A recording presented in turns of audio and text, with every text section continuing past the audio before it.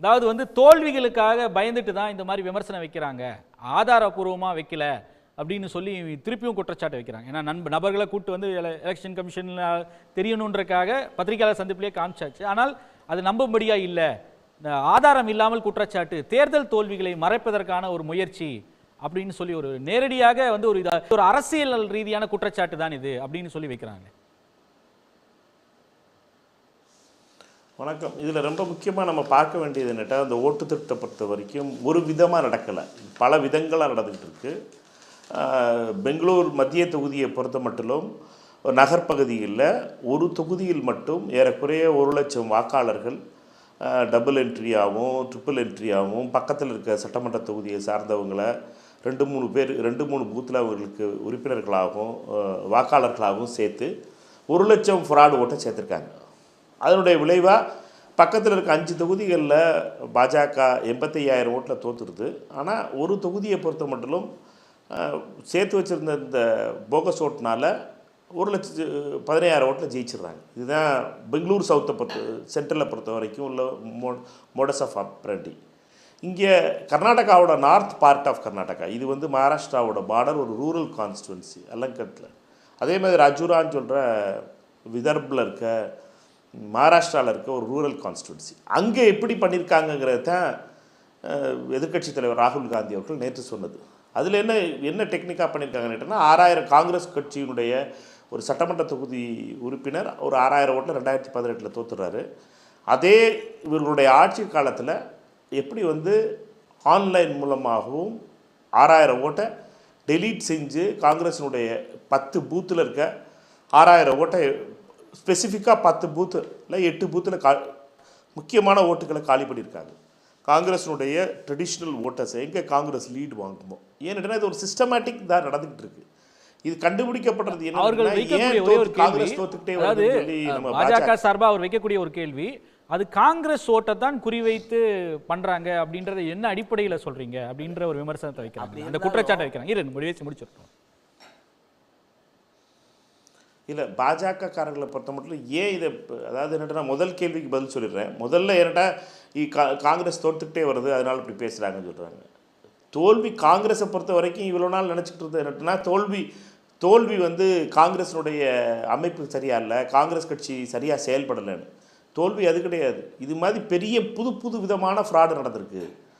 பெங்களூர் சென்ட்ரலில் ஒரு விதமான ஃப்ராடு நடந்திருக்கு, அல்லங்கத்தில் ஒரு விதமான ஃப்ராடு நடந்திருக்கு, ராஜ்புரான ஒரு விதமான ஒரு ஃப்ராடு நடந்திருக்கு. இன்னும் ஃப்ராடு வரப்போகுது. இந்த ஓட்டு திருட்டுடைய அடுத்த பகுதிகள் வந்துகிட்டே இருக்க போகுது.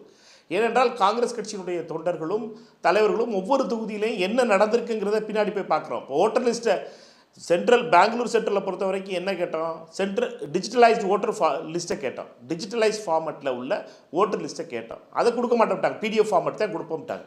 பிடிஎஃப் ஃபார்மும் நீங்கள் வந்து அதை வந்து வேர்ட் ஃபைலில் கொடுக்க மாட்டாங்க. ஏன்னு கேட்டிங்கன்னா, அதே மாதிரி அதிகாரிகளை பொறுத்த மட்டும் எலெக்ஷன் கமிஷன் அதிகாரிகளை வந்து காப்பாற்றுவதற்காக சட்ட திருத்தம் கொண்டு வந்தார்கள். இவர்களை பொறுத்த மட்டும் எலெக்ஷன் திருட்ட மட்டுமே நம்பி தன்னுடைய ஆட்சியில் வச்சுருக்காங்க. இதுதான் காங்கிரஸ் கட்சி ஆனால் தோற்று போச்சுன்னா என்ன பண்ண முடியும்?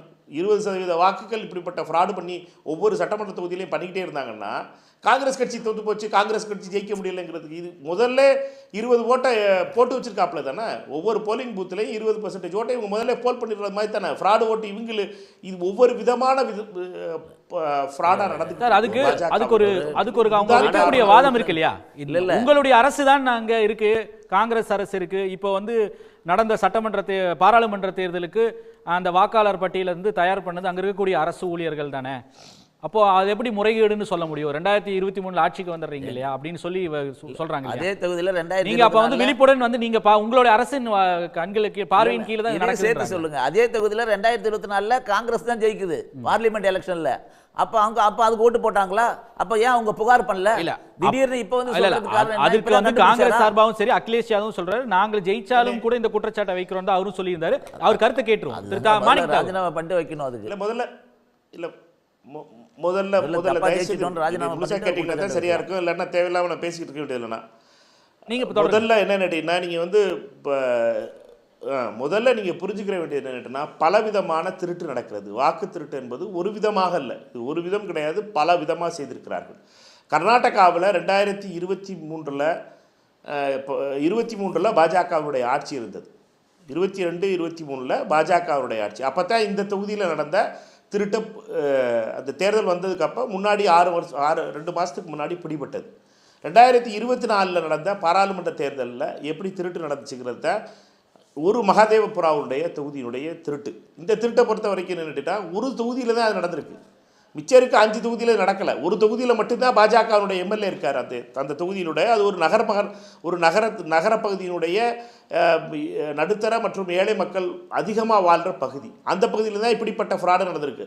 மகாதேவபுராவுடைய ராகுல் காந்தி அவர்கள் முதல்ல சொன்னது மாதிரி மகாதேவபுராவில் எப்படிப்பட்ட ஓட்டு திருட்டு நடந்ததுன்னு சொன்னார். என்னென்னா 1 லட்சம் வாக்காளர்கள் ஃப்ராடு வாக்காளர்கள் எப்படி பக்கத்தில் இருக்க தொகுதியில் இருக்க பாஜகக்காரர்கள் எல்லாம் இதில் 2 முறை ஓட்டு போடுவது மாதிரி அவர்கள் ஒவ்வொரு பாஜகக்காரர்களுக்கும் 5 வாக்குகள் சேர்த்து வச்சுருந்தாருங்கிறத நம்ம அதில் பார்க்க முடிந்தது. ஏனென்று இப்படிப்பட்ட புது வழியிலே திருடுறார்கள். இவருடைய திருட்டு என்பது ஒரு வழி திருட்டாக இருந்தால் கண்டுபிடிச்சிடலாம். இந்த திருட்டை கண்டுபிடிக்கிறதுக்கே இது ஒரு பெரிய சிபிஐ வேலை பார்த்துக்கிட்டு இருக்க வேண்டியதாக இருக்குது. காங்கிரஸ் கட்சியுடைய மொத்த அமைப்புமே இப்போ என்ன பண்ணிக்கிட்டு இருக்க வேண்டியதாக இருக்குன்னு கேட்டிங்கன்னா, எந்த விதத்தில் திருட்டு நடந்துச்சு, எப்படி நாம் தோற்றோம், அதற்கு என்ன காரணங்கள், என்னென்ன திருட்டு நடந்திருக்கு, புது விதமாக இவங்க என்னடா ரூம் போட்டு யோசிச்சு ஃப்ராடு பண்ணிக்கிட்டு இருக்காங்க.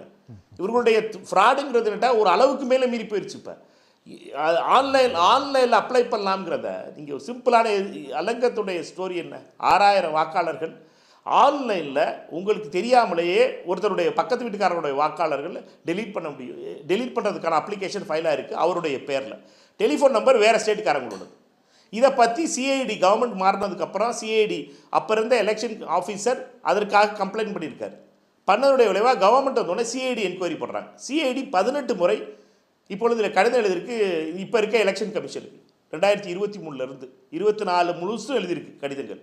ஆனால் எலெக்ஷன் கமிஷன் அதற்காக எந்த ஒரு உதவியோ அல்லது அதற்கான பதிலையும் அளிக்கவில்லை. இதில் தான் பிரச்சனை வருது. என்ன எதிர்க்கட்சி தலைவர் ராகுல் காந்தி அவர்கள் என்ன சொல்கிறாரு, நடுவராக இருக்க வேண்டிய எலெக்ஷன் கமிஷன் மௌனமாக ஏன் இருக்கிறது? அந்த வாக்குகள் காப்பாற்றப்பட்டு விட்டது. அதுவும் குறிப்பிட்ட விதத்தில் அலங்கர் தொகுதியில் அந்த எலெக்ஷன் ஆஃபீஸர் இருக்கார்ல, அவர் தான் கம்ப்ளைண்ட்டே பண்ணியிருக்குது. அவர் ஏனென்றால் அதனால தான் அந்த 6000 ஓட்டு காப்பாற்றப்பட்டது. இல்லைன்னா டெலிட் பண்ணிப்பாங்க. இப்போ குஜராத்லாம் என்ன நடந்துக்கிட்டு இருக்கு, அப்படி கண்டுபிடிக்காதனுடைய விளைவாக என்ன ஆயிருதுன்னா டெலிட் ஆயிடுது. டெலிட் ஆகி ஓட்டு இல்லை. நம்ம எல்லா வட மாநிலங்கள்லையும் மேற்கு மாநிலங்கள்லையும் பார்க்க முடியும். தேர்தல் அன்னைக்கு நிறையா முஸ்லீம் பெண்களும் தலித் பெண்களும் வாக்கு இல்லை என்று திரும்பி செல்வதை பார்க்க முடியும் பல மாநிலங்களில். இதுதான் ஃப்ராடு பண்ணுறது. பாஜகக்காரர்கள் யாருடைய வாக்குன்னு சொல்லி ஒரு கேள்வி கேட்டிங்களே நீங்கள், தலித் பெண்களுடைய வாக்குகளும் முஸ்லீம் பெண்களுடைய வாக்குகளை தான் குறி வைக்கிறது இந்த பாஜகக்காரர்கள். இவர்களை பொறுத்த மட்டிலே அவர்களுடைய வாக்குகள் இல்லாம ஒவ்வொரு பகுதியிலும் அவர்கள் இந்த திருட்டு வாக்கு திருட்டு என்பது தொடர்ந்து கொண்டிருக்கிறது. இது RSS செய்தி கொடுக்கின்ற மிகப்பெரிய சதி. ஒரு ஏழை மக்களுக்கும் குறிப்பாக தாழ்த்தப்பட்ட பிற்படுத்தப்பட்ட சிறுபான்மை பெண்களுடைய வாக்குகளை திருடுவதும் அவர்களுக்கு வாக்கில்லாமல் ஆக்குவதும் தான் பாஜகவுடைய வெற்றியினுடைய மந்திரமாக இருக்கிறது. எங்களை பொறுத்த மட்டிலே இப்பொழுது ஒவ்வொரு தொகுதியிலையும் இந்த ஆராய்ச்சி தொடர்ந்து கொண்டிருக்கிறது. மக்கள் மன்றத்தில் வைக்கிறோம். தேர்தல் ஆணையத்தை பொறுத்த மட்டிலும் ஞானேஸ்வர் போன்றவர்கள் அடிவருடிகளாக இருப்பதனுடைய விளைவு. அமித்ஷாவும் மோடியும் சேர்ந்து அவர்களுடைய தேர்தல் குழுவிலே தேர்ந்தெடுக்கப்பட்டவர்கள் இவர்களை பொறுத்த மட்டிலே அதற்காக பாஜகவினுடைய ஸ்போக்ஸ் பர்சனை போல அவர்கள் பேசுகிறார்கள். அவர்களை பொறுத்த மட்டிலே அந்த ஒரு டிஎன் சேஷன் எப்படி தேர்தல் ஆணையத்தினுடைய தலைமை தேர்தல் அதிகாரியாக இருக்கும் பொழுது எப்படி தேர்தல் கமிஷன் நடந்ததோ அதே போல் இந்த தேர்தல் கமிஷன் நடக்கவே இல்லை. இவர்களை பொறுத்த மட்டிலே இவர்கள் பாஜகவுடைய தேர்தல் கமிஷனை போல பதில் சொல்கிறார்கள். இவர்கள் மேல் குற்றம் சொன்னால் இவர்களிடம் கேள்வி கேட்டால் பாஜக பதில் சொல்கிறது. இவர்கள் பதில் சொல்வதில்லை. இவர்கள் சொல்வதெல்லாம் பாஜகக்காரர்கள் சொல்வதை மாதிரித்தான். பாஜகக்காரர்கள் தான் இவர்களுக்கு செய்தி தொடர்பாளர்களாக அமர்ந்து கொண்டு பேசிக் கொண்டிருக்கிறார்கள்.